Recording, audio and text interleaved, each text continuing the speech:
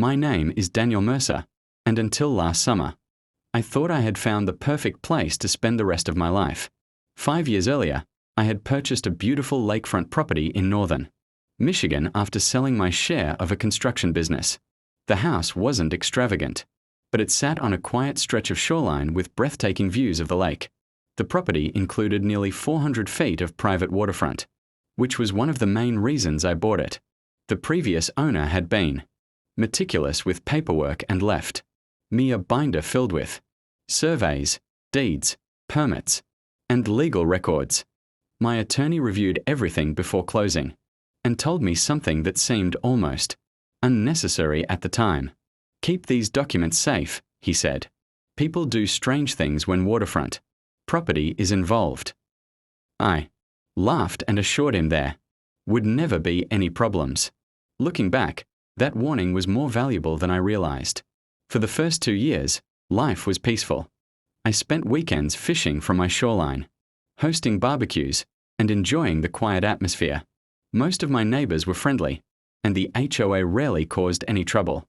That changed when a new board took control of the association.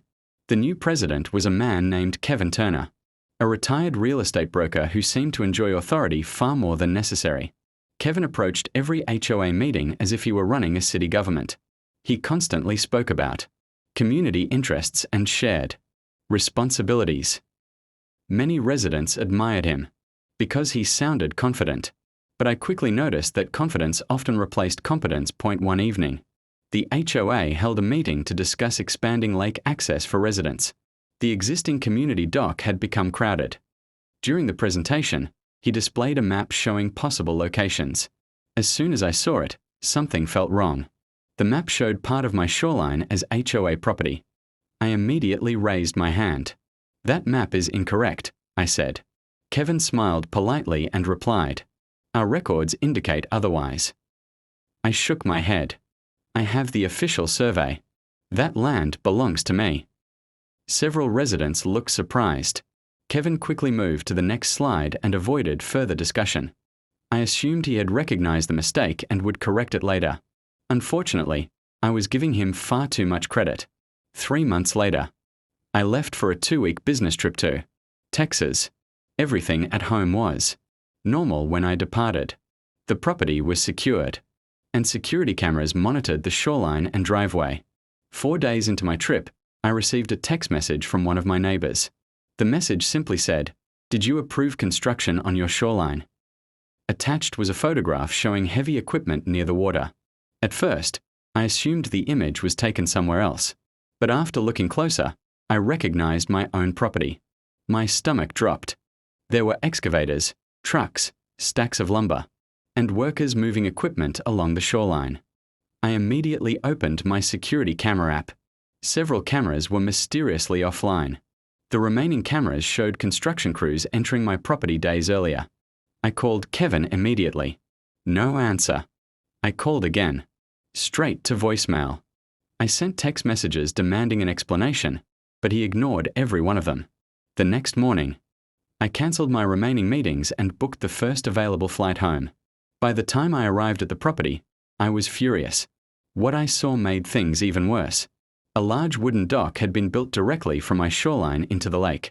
Workers were installing the final sections while several boats were already tied to the structure. Families were walking around taking pictures as if it were some grand opening celebration. I parked my truck and walked straight toward the construction crew. "Who authorized this project?" I demanded. One worker pointed toward a sign displaying the HOA logo and said, "The Homeowners Association." I looked at him in disbelief. "This is private property." The workers exchanged nervous glances. One quietly set down his tools. Another stepped away from the shoreline. It was obvious that nobody had expected the property owner to suddenly appear. About 20 minutes later, Kevin arrived in a golf cart. Instead of looking concerned, he looked irritated. "Daniel," he said, "we can discuss this calmly." I stared at him. "Calmly? You built a dock on my property while I was out of state." Kevin folded his arms.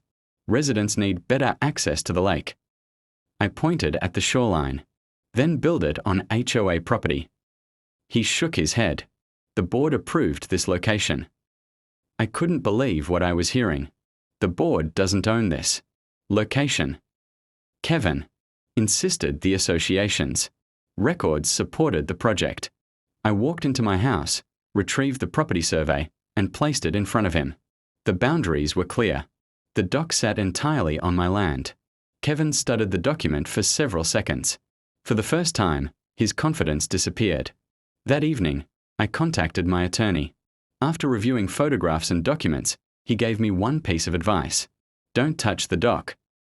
I was surprised. Why not? He replied, because every hour that structure remains there increases the HOA's liability. The next morning, he contacted county officials, environmental regulators, and the sheriff's office. I quickly learned that constructing a dock on a lake involves numerous permits and approvals. Building one on property you don't own creates an entirely different set of legal problems. Within 2 days, inspectors arrived. They measured the dock, photographed the shoreline, reviewed permits, and interviewed contractors. The mood changed dramatically once officials realized the structure sat on private property. The construction company immediately started asking questions about who had authorized the project. Their attorneys became involved.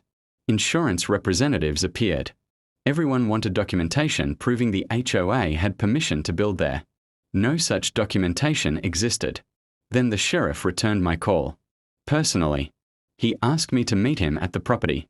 When he arrived, I handed him the survey, deed, and photographs. He reviewed everything carefully before walking down to the dock. Kevin happened to be there and immediately began explaining how the project benefited the community. The sheriff listened without interrupting. When Kevin finished, the sheriff looked at the survey and then at the dock. So you're telling me this structure was built on land owned by Mr. Mercer? Kevin hesitated. That hesitation told the sheriff everything he needed to know. The following weeks became a disaster for the HOA.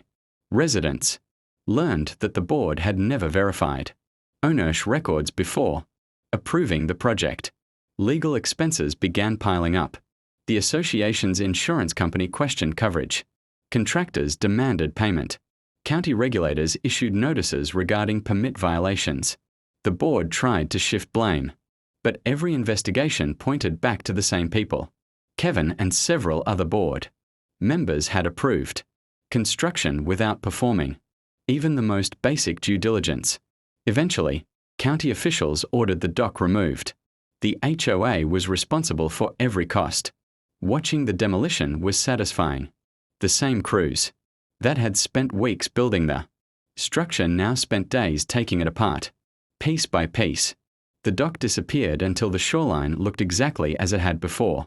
The total cost of construction, legal fees, fines, and removal exceeded anything the HOA had anticipated. When election season arrived, residents were furious. Every board member involved in the project lost their position. Kevin's reputation never recovered. Many neighbors later apologized for believing the HOA's claims. I accepted their apologies because they had trusted the people elected to represent them.